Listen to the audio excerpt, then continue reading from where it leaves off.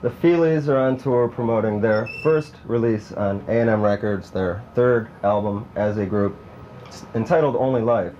And with me, live, here at A&M Studios, or office, or whatever, are Glenn Mercer and Stanley DEMESKI from the Feelies. Now this album, first one on A&M Records, it's a pretty big record company, a lot of clout. How's it working out being in a good record company? It's been good, real good. Yeah. Yeah, before I think, I mean, it's nice to be on a small independent label, but we had problems with distribution. Like people in Canada would say that they couldn't get the album. If they did, it was, they had to buy it as a very expensive import and stuff. So now, there's A&M in Canada, and there's no problem with that. Everyone's getting it who wants to get it. And the album's really good. I was listening to it all day today. Thank you. Glenn, you're writing most of the songs and bringing them to the band. That's how it's worked in the past. Is that what we did with this album too? Pretty much. Yeah. Well, some of the songs come out of like jamming, but a lot of times Glenn will just bring down actual demos that he did, and we'll just work from there. But a lot of times we wind up jamming the songs anyway to come out with the final product. How long have you been working with this type of writing style? That's a lot of real short phrases, kind of builds up.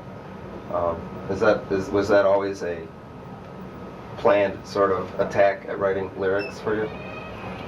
No, it's really just, I guess, improvising around the melody. Melody comes first. Chord progressions really are the first thing. The rhythm of the song, the chord progressions, and usually the progressions will suggest a certain melody, and that in turn will kind of suggest certain lyrics. It's like an editing process. So like one line might inspire another. You might get rid of the original line, kind of take it from there. And then you bring it to the guys And the girl. And the girl. That's right. Sorry. Now the band's been around for what, 12 years now, with 3 records. Do you purposely take a lot of time between the albums, or? Well, the time between the second record and this record wasn't that long. It was only like 2 years or something like that. And the main reason why it was that long, I think, is because we were in the process of getting signed. So between the first one and the second one, it was because the band went through some lineup changes and stuff, I think. Now this album here, Only Life, kind of mixes a bit of a live sound and the cleanest studio recording you've probably had. That, in my opinion. The producing is done by yourself and Bill and Steve Rinkoff. Yeah, the whole approach we took was really to do it live in the studio. Try to keep the overdubs down to a minimum. Actually, some parts that were done as reference parts we kept because they really fit the groove of the song. Sometimes we'd have friends come into the studio, so for me it really felt more like a performance.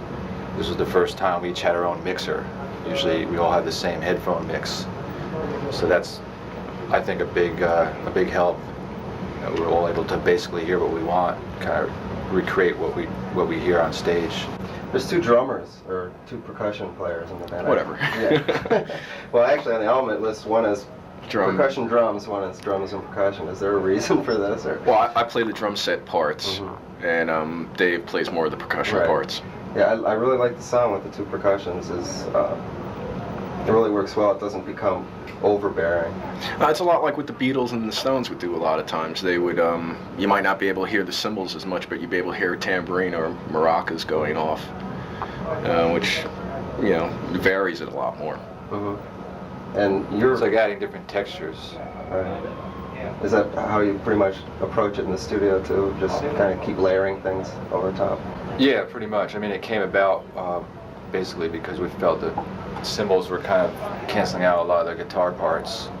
So we kind of reduced some of the cymbal parts, found that there was a lot more space in the music that we could kind of work with, fill up with different sounds.